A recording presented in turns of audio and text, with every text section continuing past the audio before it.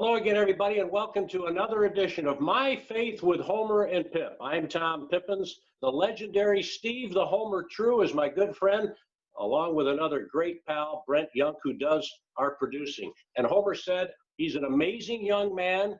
He has known him over the years. His name is Xavier Thomas. And if he says those things, I know we've got a winner, somebody who will, I think, inspire us today just by being himself. So, Homer, please kick it off. Xavier, this is about everybody's faith, and I don't know if you want to start from the beginning about your faith or where you grew up, because I know one thing, your faith changed your life from a very young age many years ago. Where do you want to start? I would say that my faith probably started when I was 5 or 6. My grandma was living in Mississippi, so we would go down and stay with her for the summer. And she was a church. She's one of those Monday, Tuesday, Wednesday, Thursday, Friday, Saturday, Sunday churchgoers. So I was tagging along with her. And then I still never understood like what we were doing there. I just knew that this was a place where I had fun. So when when my family moved closer to the east side, there was a church down the street. And we started going to that church and we just never stopped. And so I would say around 8 or 9 is when it really started hitting me, and I started to kind of understand what was going on. But confirmation, my 7th and 8th grade confirmation class, that's when my faith took off a whole nother direction, where everything I started to do was based off my faith. And it carried on all the way into my adult life. At some point, again, when you get a little older, I always think people have to decide, and you decided it was not only important to you but it was going to be the center of your life. When did that happen? Freshman year in high school. I realized that I lived pretty far from my high school growing up, but I lived 2 blocks from my church, and my house was always the house where all the kids will gather at. So I think around 14 is when I started talking to people about God. Helped my faith grow more and more as I was talking to them and talking to people about some of the stories in the Bible, because sometimes the stories in the Bible can throw some people's faith off, because it's a lot of things that you're like, how did that happen? How did that happen? So then when you sit there and you try to explain to them the stories and the morals of the stories and what can be taken out of context and what can't, and then you start to realize that you're doing this over and over again. You start to realize that your faith is real. Because at first, growing up, not a lot of people talked about church. Not a lot of people was going. Me and my brother was known as the church boys. So it was, it wasn't really getting made fun of, but it was a thing. We're the church boy. So I think around 14, when I didn't care to be known as the church boy, is when like my faith took over all my life decisions. Give us some information. The school, your neighborhood, you mentioned your brother a little bit, and your church. Those things in terms of where they are and their names, so we know of you a little bit better. All right. My school was Wauwatosa East High School. On 76 in Milwaukee. And my home was on Palmer Street, which is one block off of First Street, east of First Street. And my church was on 2nd Street. So I was 2 blocks away from my church, and my church, All Peoples. And my brother, Antonio, he lives in Chicago right now, working with youth as well. And so, he went to Wauwatosa East as well. So it's about an hour bus ride, maybe, city bus ride. And then once you get to the location, about a 15-minute walk or 10-minute walk from North Avenue to Milwaukee Avenue. It didn't bother you at that age for people to, I think the phrase is probably, make fun of you and your brother? No, not fully. I think because I just didn't, for some reason back then, I just didn't care what a lot of people said, because I always had this crew of kids from my church that be at my house all the time. So the outside noise really wasn't prevalent in my life, but until I got older, of course. But even in high school, I was locker partners with somebody who ironically was a huge churchgoer too. So we were the church boys too. So I kind of liked it, you know, gave me a good vibe, you know, when you introduce yourself to people and, you know, you start talking about your church, people start like, oh, okay, that's a good kid, you know, and I was a good kid around public. At home, I don't know about that, but yeah, so it didn't really bother me much, and it still doesn't. To influence these kids, what and how have you done it, and how much is the church a part of it in terms of what their approach is? So in this day and age, it's pretty tough to influence the kids or to get them to listen sometimes. But I've learned that the main thing is to listen to them first, and that's how you gain their respect and to believe their stories. Whether it feels like they're over exaggerating it or not, but when they're telling you stories about their life, just to kind of listen and understand, and in turn, that becomes them listening and understanding you more. So, because in the beginning, you know, I'm telling them, we're starting from the beginning of the Bible, and I'm telling them Noah built the ark and put the animals on there. They're like, how that happened, blah, blah, blah, blah. And then they start to go off on that tantrum. But then you start teaching them, and it's a process. I'm with them every other day, for the year. So Monday, Wednesday, Friday, we are in there, and we're slowly teaching them things, and they're learning first how to act, and how to be in certain situations and when to be. And then after that, which is part of church etiquette, but then after that, they kind of, we go deeper when they tell us a story. Like, I had one student who father got killed right in front of him. It's hard to come back to God when something like that happens. So to walk with him and just listen to him, and I didn't see him for like 3 months after that, but for him, when he came back and embrace him with love, and I think that shapes, when you're there for them, helps shape their faith as well. And that's, we don't want bad things to happen, but you know, things happen, and like, even if it's a failed test or something, to listen to them and then help them gain that back, it helps their faith grow as well. Not only just their faith in you, but in God as well. Are you dealing with kids that have tough family lives? Or what's the average person relative to the stories they tell you and how you try to help them? So yeah, these kids definitely have a disadvantage, if you will, or they're not set up like I was. I had a lot of intersectionality going on. Sorry, I had a lot of intersectionality going on. I had my mother and father in one household. Both of them had jobs, and a lot of the kids around me growing up didn't have that. And so a lot of my youth does the same situation. It's either mom or dad. Not a lot of time. So like, it's easier when you got parents who you connect with the parents, and then that gets the kids to be involved more. But at my church, it is a lot of unaccompanied youth, which is beautiful. But so that makes it a little bit harder though to get them involved and get them to do stuff. But, and then, you know, we do this internet stuff like this. Some of them don't have Wi-Fi, so it's hard to connect with them when the pandemic hit. Stuff like that. It's just like not a thing. And then we so food is not really an issue for them. But I think that because of food, everything else becomes an issue. You're either gonna eat or you're gonna do this, you know. So like, family activities are not really a thing. So then we create activities.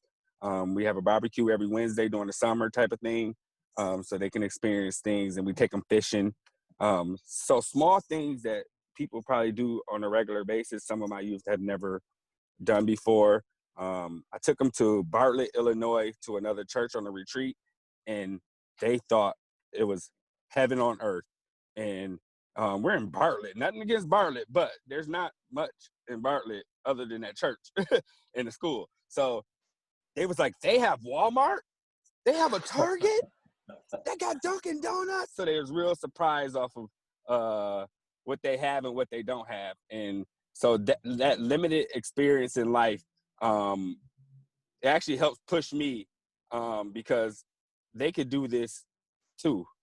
They could be in a position of happiness, which is part of my faith.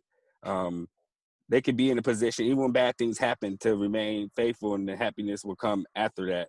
Because God wouldn't put us in anything we couldn't handle. I tell them that all the time. So yeah, but they have a lot of strength, and they are very resilient. And I think their resilience come from all the things that either they don't have or can't have. They're very resilient, and they show up. When do you feel that your faith is the strongest? When do you feel that you're closest to God? Maybe when you were younger and even now. I feel I'm the closest when I could learn something um, about me, that can help me learn something about others. I think that moment of transformation, um, it points to getting help from somewhere. I'm not just waking up like this, and so like I think that pushes me when I reach that level of I'm down and out. I suffer from anxiety, depression. Well, I say I deal with. I don't suffer. I deal with anxiety, depression, and I think that my faith in God helped me get to that point where I need help to get medication for my anxieties and depression. And if that was like my closest moment to God ever, was walking into the Dewey Psychiatric Center in Tulsa. Walking into that place was heartbreaking almost because of the stigmas that come with it. But when I was able to block out all the stigmas and block out what people may think and better myself, it gave me, I always give that's God. And you know how you always hear athletes or anybody, they thank God first. I always thought about that all my life. And until the moment that I felt that, then it was a moment of, oh yeah, I've been following all my life. I've been working with God all my life, but now is the time that God's going to use me. And that kind of, after that situation kind of shaped the rest of I would think I was like 29 or 30. I'm only 33 now, but it helped shape the rest of my faith going forward. You know, I had the puppy love faith in the beginning, and then I had the middle ground. God's right there, you know, and then I had the transformation where into my adult life, where's God in my life, and how is God trying to use me? And that moment came to me when I realized that I was going to get help for my anxiety, depression. And when are you going to have the preacher love? When you're now so much a part of it is with youth, but when you're going to lead a church or So think of I that? always say when my next youth graduates. So once this person's done to graduate, I'm moving on. And then another freshman comes. And then I'm like, okay, I love this kid. Once this kid leaves, I'm done. And that was 8 years ago I've been saying that. It's coming. I know that. I know that I'm glad it did not come when I could have did it. I'm glad that, because when my new pastor came and my new boss, she showed me so much of the other work you do at church other than just showing up on Sunday. And I wasn't ready for that. Like, I'm ready to get on the pulpit. I preach from time to time, but I wasn't ready for all the background stuff. And so I think right now it's giving me an opportunity. And this another thing, God knew I wasn't ready, and may not have told me directly, but showed me, and I was ignoring the signs of why I'm not finished with seminary yet, and why I've not just went back and finished it. I just don't think it's the time right now. And but it's of course it's on my radar, and it's going to be something that happens, because I told my pastor when I was younger. I was sitting in some meeting. My mom was like the office person at church, and I was sitting in the meeting with them, and they said, "Where would the church be in 20 years or something?" And I said, "Me as the pastor, duh." And I wasn't even supposed to be talking, but I just blurted that out, class clown. And he really took hold to that and started walking me through this life of pastorhood, as you will. And I think that that's when it got instilled. And then now I started doing a whole bunch of other work, like taking people to Jerusalem and giving them tours. I worked on a refugee camp in Jordan, and I think that God was sending my gifts to spread the love out past my neighborhood and past my family into different areas of the world to see how they grow their faith. I will defer to Pip after my last question, and that is, of the kids you have worked with, the one that you think, not that you're proud of him, but the one that you think is most proud of himself or herself based on what they've accomplished. Well, I'll say, you said, can they be older now or Sure. just youth or youth right now? No, I it have can be anyone of all the time you've been doing it. She was in my youth group. In my youth group for about I think she was a sophomore when I started working there. She just graduated college, but she's the first person in her family to ever graduate college. She had a 3.9 grade point average. I told her when she was in 8th grade, if she showed me a 4.0, I'd buy her some shoes. She showed me multiple 4.0s. So I got her a nice little Ninja blender, $200. So yeah, I know she's the most proud of herself, and it shows me that now she's doing kind of what I was doing before I started the job, showing up. That's all I used to do. I just come to youth group, go buy pizza, and go to the youth group. I wasn't even working there, but she's starting to. That's what she does now. She shows up, and she works for a lot of nonprofit organizations to help people, and so I think she's definitely the most proud of herself. And there's one other named Kayla. She's very proud of herself. She was a member of the trip I took in January when I took her to Palestine and Jerusalem to show her, give tours there. And I was proud of her just for stepping back into her faith. She had exited for a moment, and just to get her back in the realm of that, it was an amazing transformation to see. Pip? Xavier Thomas is our guest on My Faith with Homer and Pip. And Xavier, when you do preach, I want to be in the assembly. If it requires a paid ticket, I'll go for that too. It's evident that you have a gift of connecting with people. I see the joy in you. Could you talk just briefly about, just in passing, you said Jerusalem, Jordan. What resonated with you? What really impacted your faith most during those experiences? So this is real, and it's one of those hard, real truths that you go to when you grow. The media pushes a lot of things at us, and when you're young, you start to believe it. So after 9/11, I was, one of those scared to be. I saw somebody praying in the corner, and I made a really bad comment, and I didn't know it was bad, and my wife corrected me, and then I was like, I need to see for myself. And so that drove, when my wife approached me with the refugee camp work in Jordan, that drove my answer to a yes. And I think that was God telling me it's time for that growth to happen. Growth is one of those things. It's a timing thing as well. You got to be right with yourself, and you got to be right with God if you're doing faith growth. And so, am I still there? Yeah, okay. So, You're good. So that kind of pushed me to go work for Jordan.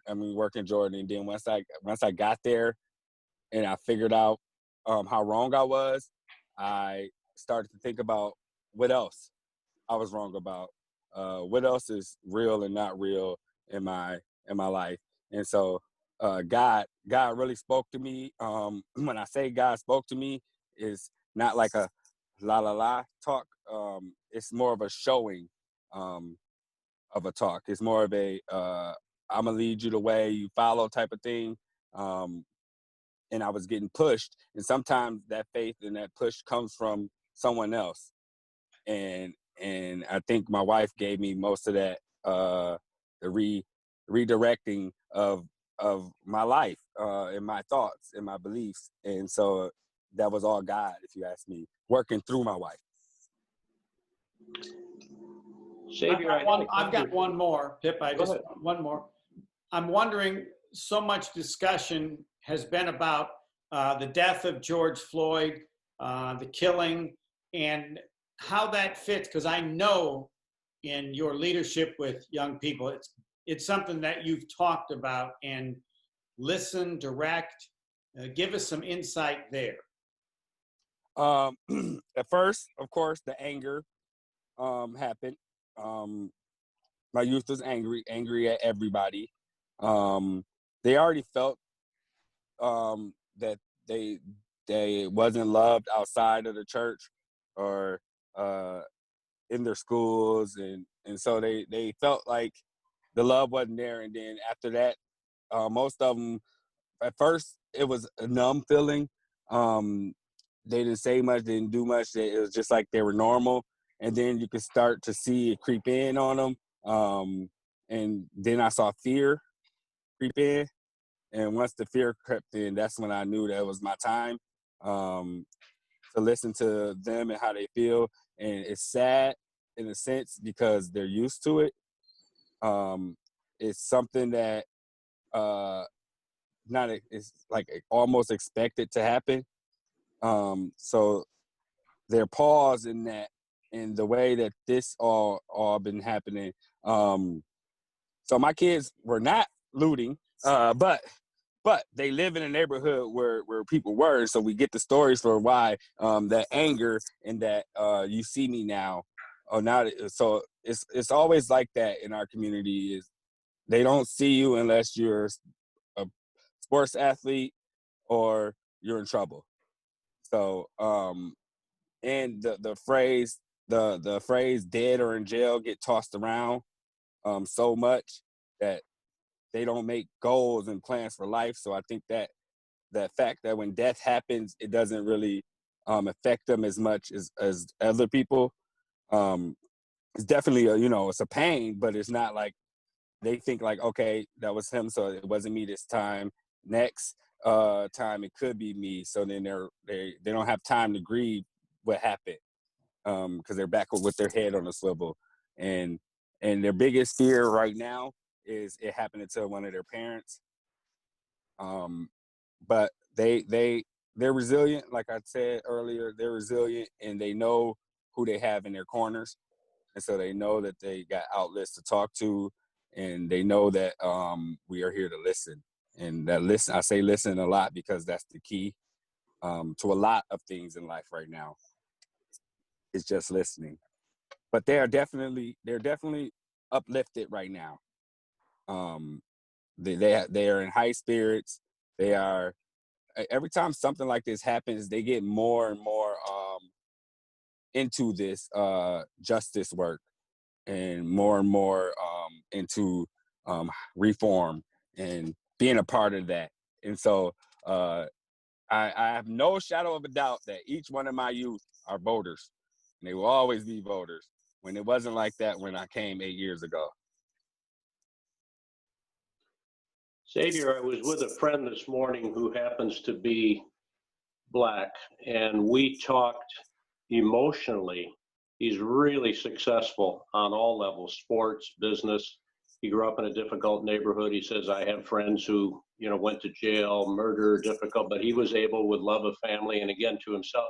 He said, but I always felt I had to outwork everyone and be better and what have you to get to where I am. And he also said, and as we chatted, some of the feelings that I had repressed came out, hurtful feelings. As someone who is a man of color, have you experienced the same? And can you talk about that in the context of your faith, please? Yes, absolutely. like I said earlier, working for a church, sometimes makes me feel like I'm right. I am right in the sense of not doing wrong, and that people could see that. And then my accomplishments, same thing. I always feel like I have to explain or tell people my accomplishments, because that's the first thing that happens in conversations is, what do you do for a living, and what have you done, and all that. And so I felt like I had to go do a lot to impress people. Otherwise I'll just be another black guy who just a black guy walking around doing nothing. I'm lazy. I'm angry. I'm just want a handout. Stuff like that. That's get told. Motivates most of black people who don't want to be known in that realm to further themselves and better themselves. And the sad part is that they're not doing it for themselves mostly. It's for the white people or for people of power, and so then we could be on that same boat, kind of.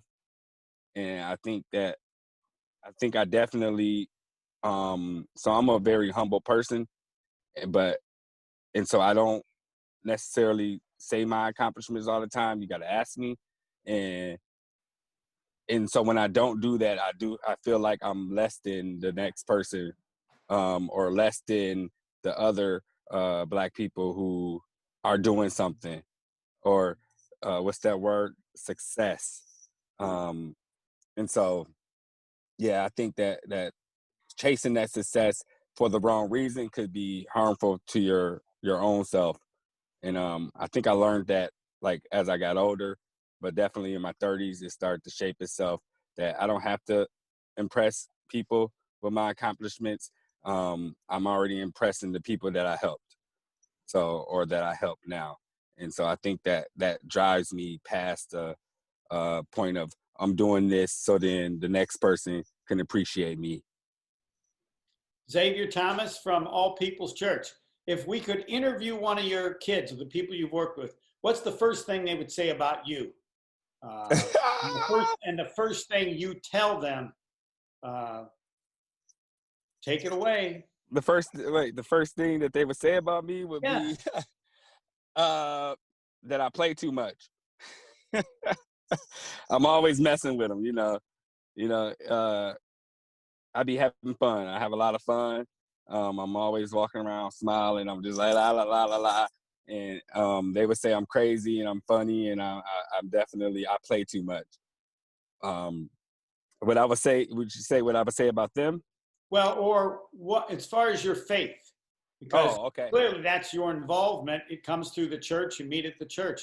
What would they say is the first thing about your faith that either impressed them or they noticed? They would say that I always show up, and my faith does that. I never let them down, and I always show up. And they would say that they could see. Malaysia said that she could see a focus in my eyes when I'm focused, when God is talking to me. And I don't know, I don't quite understand what she means yet, but I do, if you know what I mean. I never asked her about it, but she said she see the focus in my eyes. And I said, so what does that mean for you? She said, I know when to be quiet and listen then. When the preacher's preaching or something, or we are at a retreat, and I'm like, and then she starts to watch me. And I think that's important too, my behavior, and for the model that behavior. But yeah, definitely that I show up in my faith. They know that I say all the time that I'm a faith-led person. They say, why you do that? Because faith told me to. What faith tell you? Did faith tell you to go talk out of turn? If faith told you that, then I need to talk with you and God. But then that's, we're gonna come to Jesus. But yeah, I definitely say, yeah, they say that I get focused. I come from playing around to focus, and then I go back to playing. It's all up to you, Pip. You can close. This is I would have said the same thing about you. So I'm not one of your students, but Well, you're my neighbor, kind of. True. What was that, Xavier? I'm sorry. Homer like my neighbor Yeah. because I'm always at Yeah. my parents' house, you know. Yeah. Well, Homer always comes through, and he picked out a marvelous guest. Have you always been this full of joy? Is that just your personality? How much of your faith plays into that, no matter what the circumstances of life? There's a song by Kurt Franklin and his group called Brighter Day. Mm. And I always noticed when I was younger that even when a hard time comes, that it keeps ending. And then, of course, my anxiety pushed me to like, well, when is it going to get hard again? But it always ends. So I just, every time I'm in a bad situation or anything, I just know it's going to end at some point. And so that joy comes in the morning, and they say that in a song every single time. The joy comes. I took that literal, though, where, okay, that means if you go to sleep and you wake up, the pain is over. It doesn't quite work like that, but the joy will come. And so I definitely think that joy, that's part of my happiness, and it spreads. You know, I could be upset the whole time. As soon as I walk in a room with people in it, all of a sudden I'm like, "Hi, everybody." And then when I go back home, I'm back to the, okay, what I need to sort out in my head that I'm upset. One of the reasons why when I'm having anxiety problems or anything, my boss be like, "Stay at home." I'm like, "No," and I go to work, and you know, I'm like, she's like, "Are you sure you're sick?" You know, stuff like that. But definitely, I'm just happy. Is there anything that you would want to share with us as we say so long with our gratitude, Xavier? I would say that thank you for reaching out, first of all. Faith sometimes is a hard thing to talk about for some people, and because it gets put on a competition, who's more faithful, whose faith is better, who doesn't have faith. um, my denomination is Lutheran, yours is Catholic, yours is Pentecostal, yours we get caught up into that a lot, and we lose focus on God, because no matter how you practice it, we're all talking to God. So I would say to the people, please share the faith. That's the phrase. Share the faith. It's here for all of us, and you can get a piece of it too. Amen to that. Xavier Thomas has been our guest on My Faith with Homer and Pip. He is making a major difference at All People's Church and beyond. Xavier, thank you for being a light in the darkness, and I say that in all sincerity. Thank you. That was strong, but thank you.